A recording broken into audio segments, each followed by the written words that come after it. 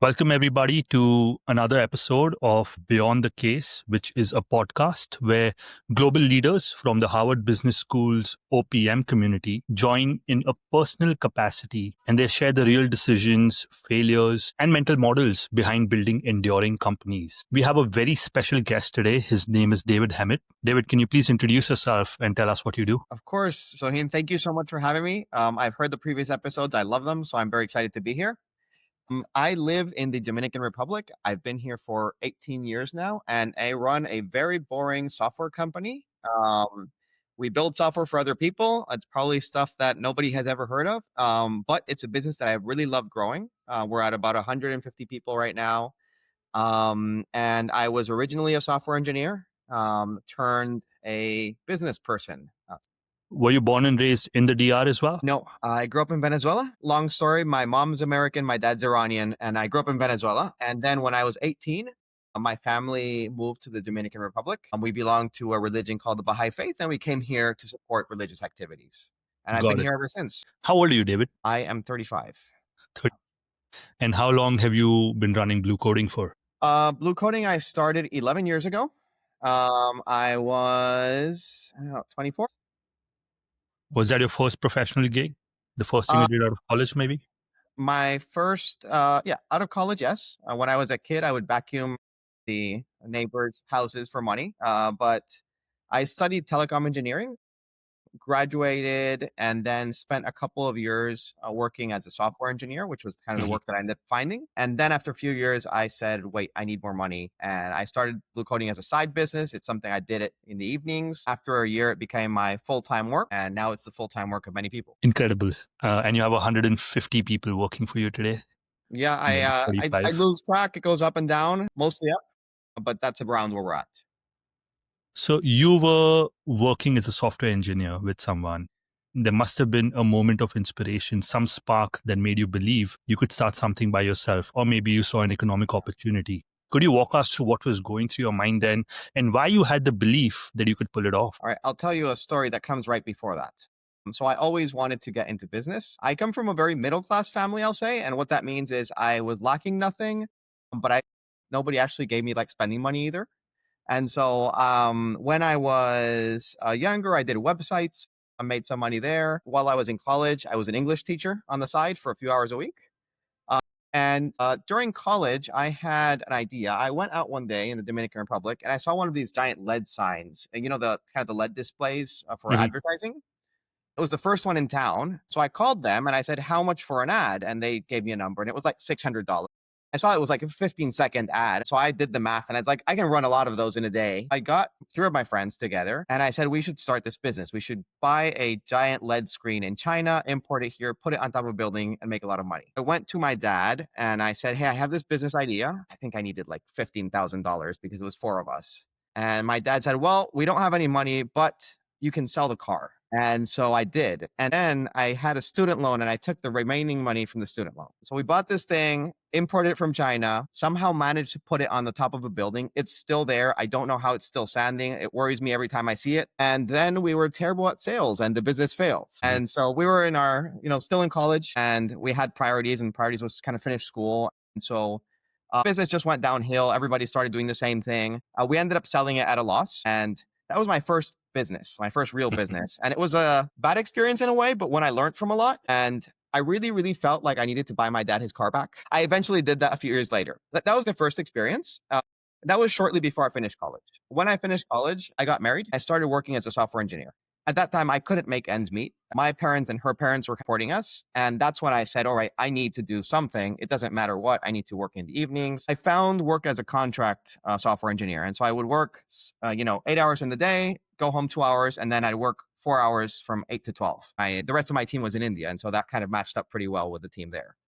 I did that for 6 months and I was completely exhausted. So I took the decision that I was going to start my own business in the sense that I was going to do full-time consulting work. I quit my day job and I spent all day doing consulting work. And at some point, I realized if I can find clients for myself in the US, I can probably find clients for my friends who do software engineering. I went on Reddit, found somebody who was interested, called a friend and said, "Hey, Alex, do you want to work part time for me in the evenings?" That's how we started our first contract. So it was very organic. I never went out with like a grand vision of, I want to build this to be 150 people. I don't think I would have believed it if you had said it back then. I'll tell you the number. I wanted $2,000 a month. That was my number. It's very inspiring. I have a lot of points I want to dive into details just from that one opening that you've given us. Of course. Number one, after hearing your founding story, I'm almost tempted to say that your father is as much an entrepreneur as you are.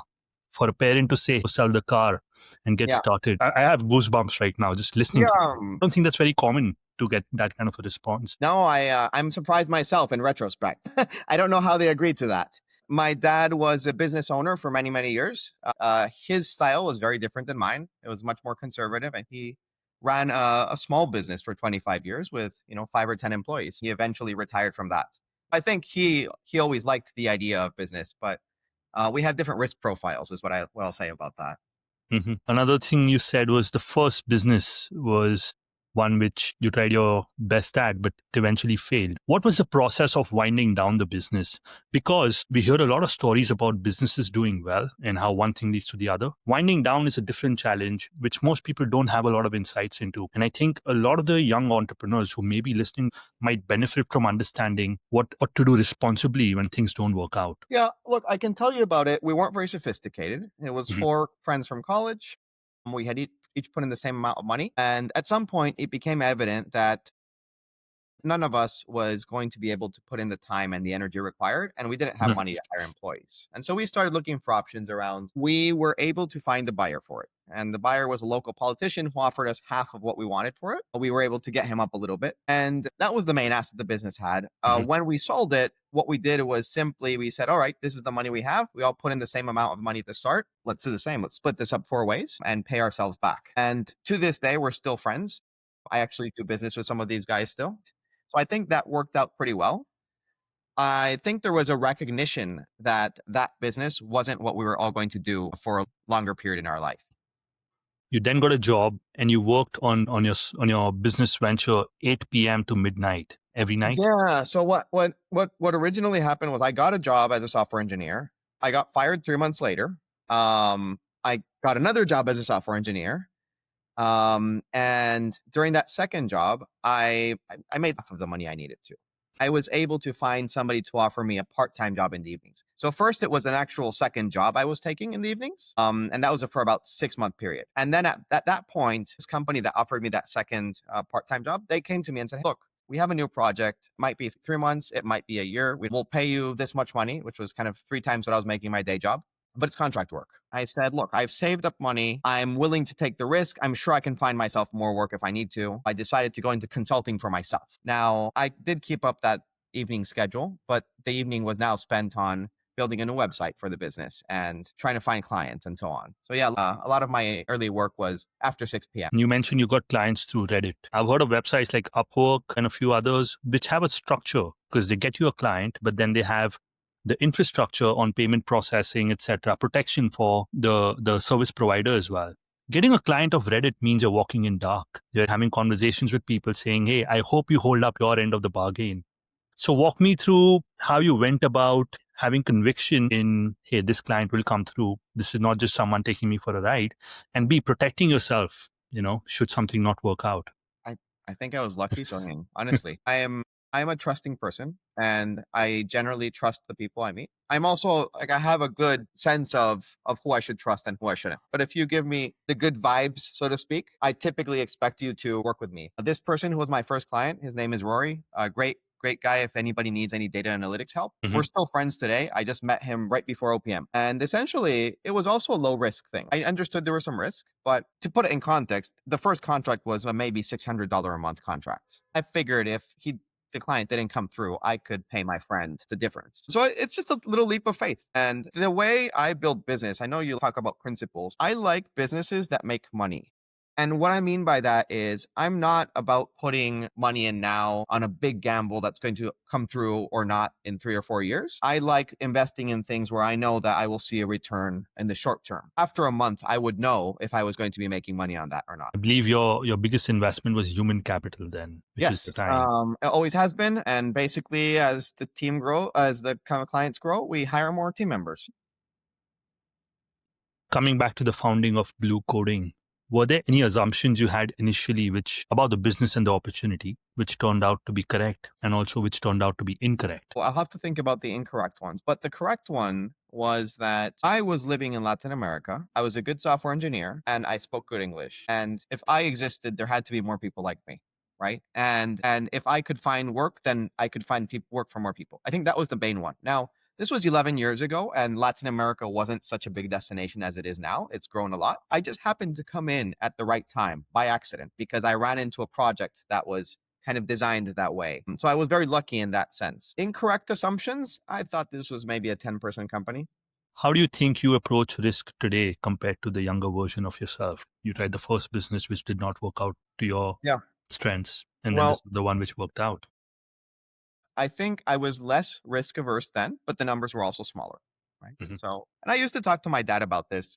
Mentioned was a very conservative business person, and he would only put money into things that he knew were going to yield a return. I was very much about let's put a few $100s here and see what happens. Maybe nothing will happen. The numbers were smaller, and so I could afford to to make more mistakes. And that's something I tell friends often. I tell them, look, if you want to start a business, you should probably start it in your 20s before you're married and have kids and responsibilities, if you can. Because if you fail, the worst that's going to go happen is you're going to go live with your parents again. And that's not terrible. And so that was my mentality. Even though I was married, I was like, well, worst case scenario, my parents live like 30 minutes away. I'm sure they'll take us in. And it didn't come down to that. I think as the business grew, my mindset was always reinvest, always reinvest, always reinvest. It came to a point where I had worked for 8 years in the business, and the business had grown quite a bit, but I had never taken money out. I paid myself a salary, I was fine, but beyond the company, I had nothing. At that point, I was starting to become a little more risk averse because my feeling was, wow, I've invested 8 years of my life into this. If I fail, I'm kind of in trouble. You know, my parents don't live nearby anymore. I'm no longer 22. What happened at that point was I hired a CFO, who's our CFO today. He said something very interesting. He said, David, you need to take some money out of the business. You can't just stash all your cash in the business. The first thing he made me do was take some money out. That suddenly changed my perspective on the business Mhm. because it was like, okay, it can fail now. You know, now I get to try risky stuff again because I'm not going to be homeless if I fail. And so now the way I think about risk is this: every quarter, if we're profitable, I'll take some money out, and that's my money. The rest goes back into the business, right? And gets reinvested. The purpose of the business is to grow. We have a management team that's very invested in it growing, and they would like to see, some decent returns down the road. We also have a team that depends on this company for their life and for their family's lives. I have on one side the responsibility of keeping these people employed. On the other side, I know that I can't just keep the company the same size forever because that's risky. Right. I need to grow it for it to be beneficial for everybody. David, are you the sole shareholder in your company or do you have partners? I am the sole shareholder at this point. Yes. And have you raised any outside capital?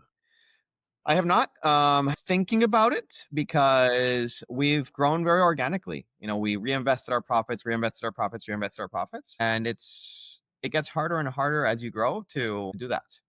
We're thinking about, well, what if we want to go from 10 million in revenue to 50? How do we do that? We need some outside investment to push us. So you've built a team of 150 odd people. You have a management team in place as well. You have no shareholder breathing down your neck. And a lot of the young entrepreneurs who've done reasonably well and come to your size and scale probably have shareholders or a board which is guiding them on hiring decisions and growth. Have there been any principles you've put in place when you look at hiring talent, making sure that incentives are aligned and they can help spearhead your company to the next level? I think that's one of the big downsides of being a solo founder.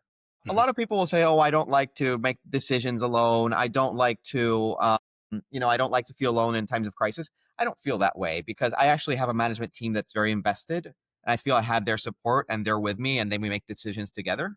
I do get a lot of freedom in terms of being able to implement principles that I like.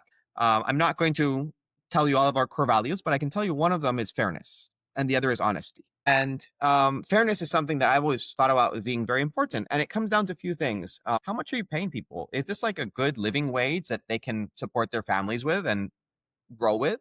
And maybe 2 years ago, I looked at what we were paying people and I said, we should double the minimum because even though we're paying more than the market does locally, that's not a lot of money. And we can afford to pay more. Now we're in a weird position where we pay more than the rest of the market. We can probably hire better talent. Another thing that we have in place is profit sharing. We distribute about 20% of our profits every year back to the team. And it's distributed between management and the rest of the team in various ways, depending on their tenure and their role. The honesty side of things, it's hard. The reality is it's hard because sometimes it would be easier to not tell the client the truth about how terribly their project is going. So I'll tell you this story. We found out once that we had clients that we had taken retainers from and everybody had forgotten about them. So we suddenly had to make a decision. What do we do with this stash of money that doesn't belong to us? It was a hard decision, but we had to reach out to them and say, we have money of yours. Do you want it back? My thinking is you pick your principles and then you make your decisions around those principles always. It might not work in the short term, but like everything in life, if you are a person that eats healthy and exercises daily over the longer period, you're going to have a better lifestyle. I think the same about business. If you follow good principles, over time, your business will do better. Is there any advice you would give your younger self today, the one who was starting the Mm. first company? Yes, I think be more ambitious. And look, the reality is our thoughts and our beliefs are molded by what we know around us, right? I have a funny story about an air conditioner. I grew up in Venezuela and electricity was expensive and we didn't have air conditioners. Nobody had air conditioners that I remember. Nobody in my neighborhood. Then I came to Dominican Republic, which is hotter. And when I rented my first office, I rented it with a friend who was starting his business too. And my friend said, let's go buy an air conditioner. It had never occurred to me that I could go to a shop and buy one and somebody would bring it and put it there and I had cold air in my office. Like it just never crossed my mind. I think it shows how what you know about the world molds your beliefs about what you can and can't do. One of the things that I've found extremely valuable is just going to conferences and talking to people and saying, hey, what business are you in? What are you doing? Suddenly I learned there's a whole kind of business that I'd never heard of. Maybe I won't go do it, but now I know it exists. That gives me the possibility of going there. I felt the same way about OPM. Like half the fun in OPM was listening to people's crazy business ideas and stories. I'm like, whoa, I didn't even know we could do that. David, how do you keep yourself grounded when things get tough, when the market is uncertain, or if you're facing a setback?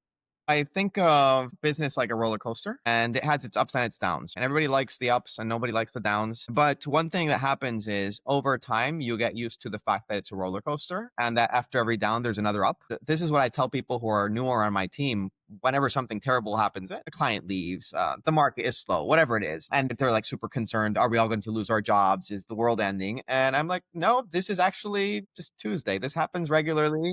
Clients sometimes leave, they'll come back, we'll get a bigger one. Jobs change, people come and go. So you get accustomed to the ups and downs. And I think that some people have more capacity to deal with them. But I think it's also an exercise. I think the more you expose yourself to the ups and downs, the more comfortable you get with them. There are moments when I say, look, I'm going to go for a hike. I'm going to think, I'm going to pray, I'll meditate. Then I generally, what I do is think a little bit, say a little prayer, make a decision, and say, I'm doing this and I'm not going to worry about the details. I'm not going to worry about the outcome even. I know what the decision is based on the principle. But it's a little bit of trust, if that makes sense. What drives you, David? Did you start your company because you wanted to make profits? Was it because you saw an opportunity, or is there a different drive? When I was young, I liked building Legos. That's also why I like software because software was like Legos. You have different parts and pieces, and you have an idea of what you want to make, and you put them together, and then you see a really nice end result. That's part of what I enjoy about building a company too. It's all these cool ideas we want to build. There's some problems we have to solve, and there's a bunch of people, and we have to put them in the right places and put the right systems in the right places. Intellectually, that's very stimulating to me. Originally, I wanted money, quite frankly. There came to a point when I actually sold the $2,000 a month that I wanted to sell. Then my purpose changed a little bit. It became more about giving back. I suddenly felt like I had reached the point where I'm comfortable. I can live the life that I want. I'm probably not going to go hungry. And I started thinking, all right, well, how does this business support the people we work with? How does it support the community we're in? We started some programs with some local charities on how we could donate to them and support them in different ways. Eventually, it turned into a nonprofit that I run now since 3 years ago. That's part of my aim. I want to make more money every year because I can funnel more money to that. And I also, but frankly, financially, I'm okay. It's not so much about the next big paycheck. Very inspiring. So your nonprofit is called Radiant Hearts. That's Could right. you give us a high-level introduction on what it is, what it does? The Radiant Hearts Foundation started 3 years ago. Basically, I realized there were lots of people in their communities doing really good work with no money and no resources. These were old ladies taking in stray animals. There was a musician who had classes on Sunday for the kids in his neighborhood. It was just people doing good work. I realized there's these huge NGOs that have all the funding in the world, and most of it is spent on overhead. I was thinking about how this guy with the music classes could teach 10 kids instead of 5 if he had 5 more guitars. And 5 more guitars don't cost a lot of money. So that's where the foundation it's aimed. It's working with grassroots individuals or very small organizations that are doing work in their neighborhood around the problem that they have and they want to resolve. And trying to provide the resources for that to happen. We started out working with 3 organizations, and I think this year we've worked with 17 so far.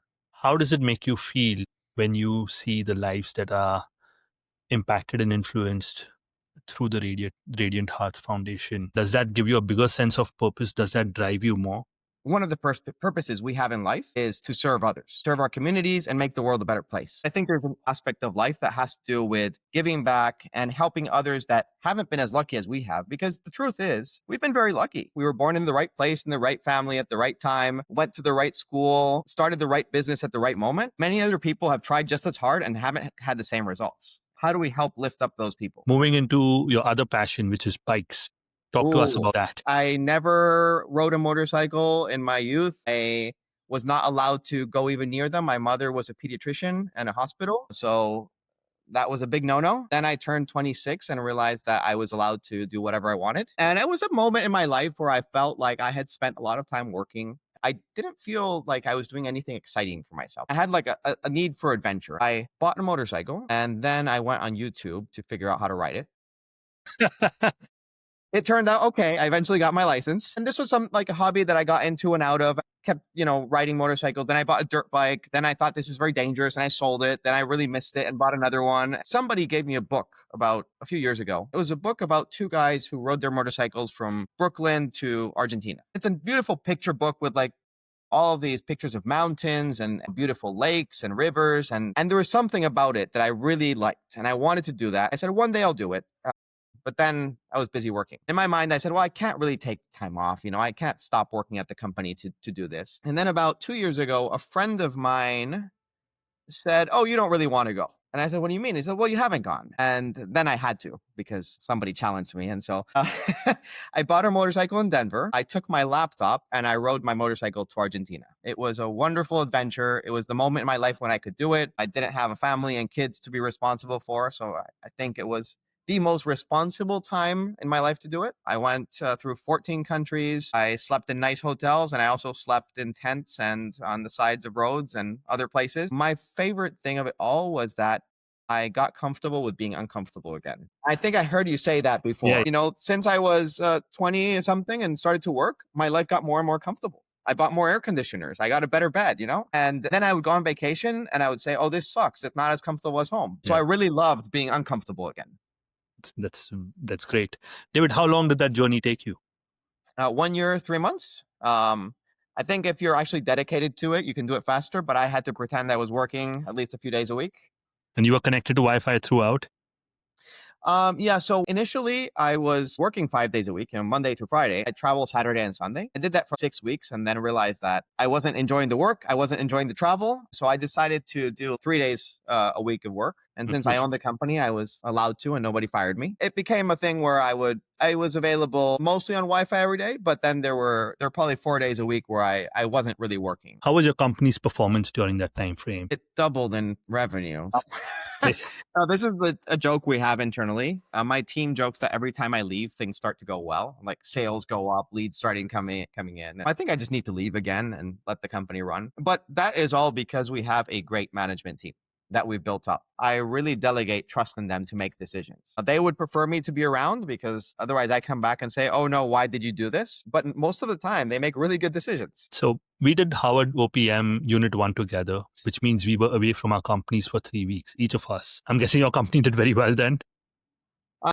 We had like 2 or 3 months where it seemed like leads weren't coming in. And as soon as I left, we started to do well. Yeah. Yeah, I didn't see you plugged into your computer then. A lot of us were, sitting through classes during the day and then going back to our rooms and taking meetings. I'm not sure if I saw you do that. I took 1 or 2 meetings after class, but mostly no. I would stay up late. Like it was complicated because you know how you wanted to be with your living group and hang out and talk until 3 a.m.? Yeah. Well, I had to find an hour to answer email in between. What brought you into the OPM program at Harvard? When I just graduated, I really wanted to go to Harvard Business School when I was 22, and I applied for a program called 2+2. Back in the day, they had a program that was something like apply now, get accepted, work for 2 years, and then go do your MBA. I applied, I studied for months, I did my GMAT, I got all my recommendation letters, sent everything. Then they were like, nope, we're not taking you. I was upset about it and sad about it. To be fair, it was a program where they only accepted like 100 people a year. So I guess it was very competitive and there was probably some much better qualified students. But it was something that kind of stuck in my mind. I wanted to go to Harvard. Years later, I decided to do an MBA and I didn't even consider Harvard. The reason was I said, I can't take 2 years off a growing business and go and study full time. So I ended up doing an MBA somewhere else. It was a wonderful program. It was one that allowed me to do it on the weekends. So I did that. Harvard was kind of something in the back of my mind that I had always wanted to do. Our CFO actually sent me the link to the OPM program earlier this year. I opened it. I said, owner, president, management. I didn't read very far. I'm like, I want to do this. So I applied and they said, May cohort is full, but would you like to come in October? I said, absolutely. That's how I ended up here. It's a big investment of money and time and energy, but I'll tell you what I didn't expect about OPM. I expected to be a refresher of my MBA. I did not expect to go home with a 3 or 4 page list of things I needed to implement immediately. David, looking back at your time on the OPM program, what were 1 or 2 of your favorite memories or moments? When I met my living group, I met these guys in the morning, we have our first study session, and then we sat down at night. And they started trading stories. Every one of them has the wildest stories about the things they've done, the businesses they've started, the situations they've been in. At that point, I realized OPM was really going to be special because these people were all extraordinary. I think that was number 1. Number 2 must have been one of those DAS classes, the adjacencies one. John Osher and the adjacencies. Something clicked in my mind. I'm like, why am I thinking about starting these different businesses when I can do the same thing and just rename it a little bit and sell it to the guy next door? So there were at least 5 or 6 of those aha moments for me. You know what's funny? I've done 2 of these podcasts before talking to you, and each one has mentioned a class from DAS as being one of their favorite memories and takeaways. Yeah. I think DAS is making OPM pretty special. Yeah.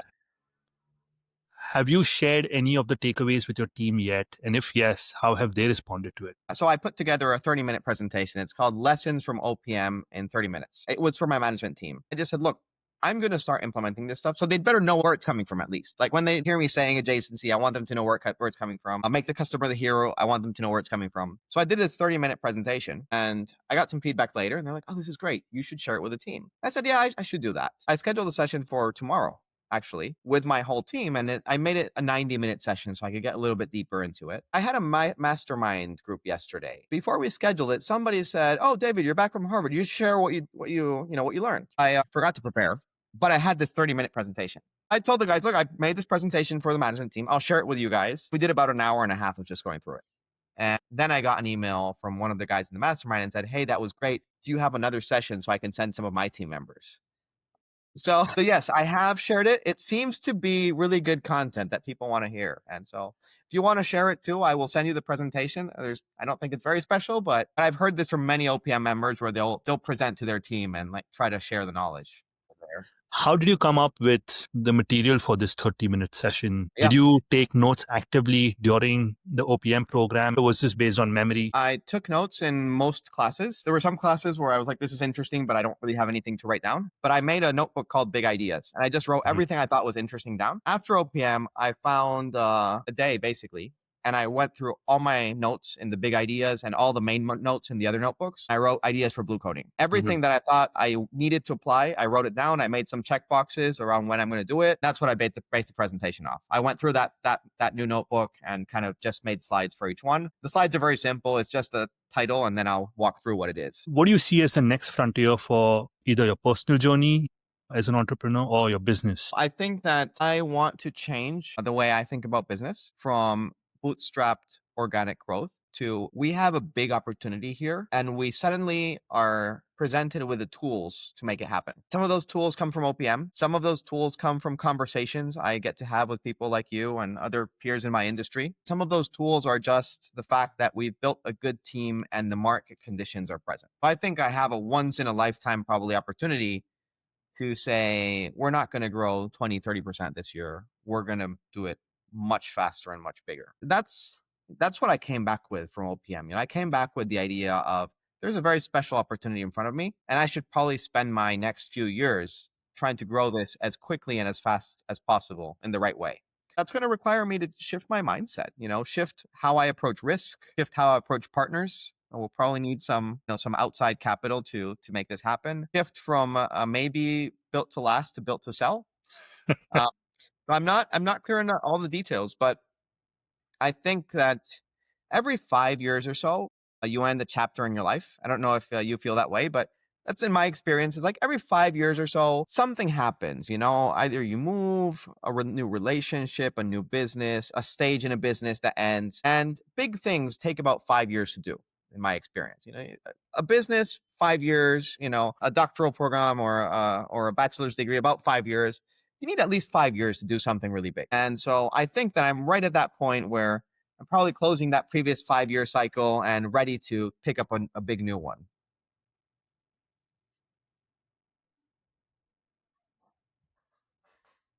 What do you what do you wish more people understood, especially the early stage entrepreneurs and founders, about building a business in today's world?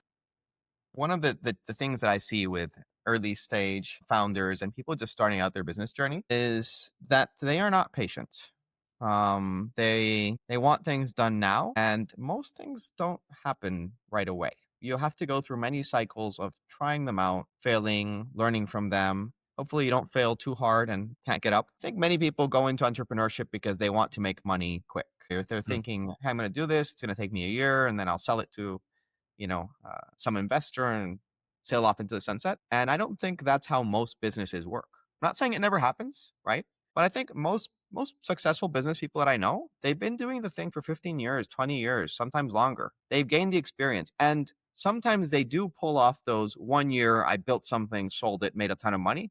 But it's because they had the 15 years of experience before.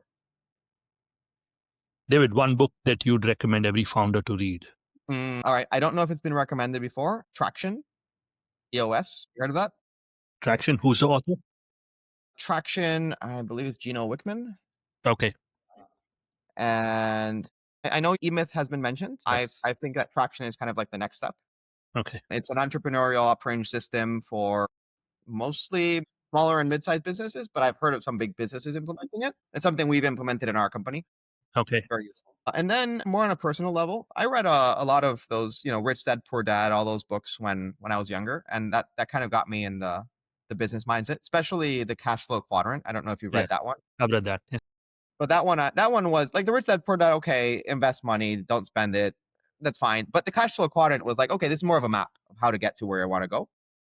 But years later, I found a book called The Richest Man in Babylon, which is a very old book. Maybe you've heard of it. And I bought it from somebody on the street that was just selling books. And I said, oh, sure, I'll help you. I bought the book. It was like not very long. I read it and I ended up buying like 5 more because I said everything you actually need to know about personal finance is in this book. Yes, 100%. So you're one of those people, if you like a book, you'll give the copy to everyone you know. Everybody in my life who was not doing well in finance, I'm like, you should read this. I hope you apply it. I know you won't, but we'll try. What is one habit that you credit for your success? Could be a big habit or a small one. Writing things down. I'll tell you a story. My dad has a twin brother, Mhm. and they have very different career paths. And my dad told me something once when I was a kid. He said, your uncle gets a lot of stuff done. Every year, he writes down a list of the 10 things he's going to do. I've seen him do them over the years. He's gone from one position to the next. He got his master's, he got his PhD, and he's doing really well. I think it's because he's good at writing things down. Every year, around the beginning of the year, I sit down and say, all right, what did I do last year? Let's reflect on that. What do I want to do this year? Sometimes you don't even accomplish all of them. Sometimes you realize halfway through that they weren't that important and you change your mind about them or you put a new one. I think just having a list that you look at every week and you say, how am I advancing towards this objective that I set for myself really pushes you forward. Yep. If you weren't doing what you're doing now, what would you be doing instead? I'll tell you that when I was finishing my motorcycle trip, I had a serious thought of maybe I shouldn't go back home and I should just become a motorcycle hippie. Since one takeaway you hope the listeners could leave with from this conversation. Pick your principles carefully based on your values and make sure to keep them in the difficult times, because that makes the difference between achieving your purpose or just going against who you are and what you want your business to be. Thank you, David. Thank you. I really appreciate it. If anybody wants to reach out for anything, you can go to my website. It's davidhemmat.com. There's a form there. Happy to talk about anything anybody wants to.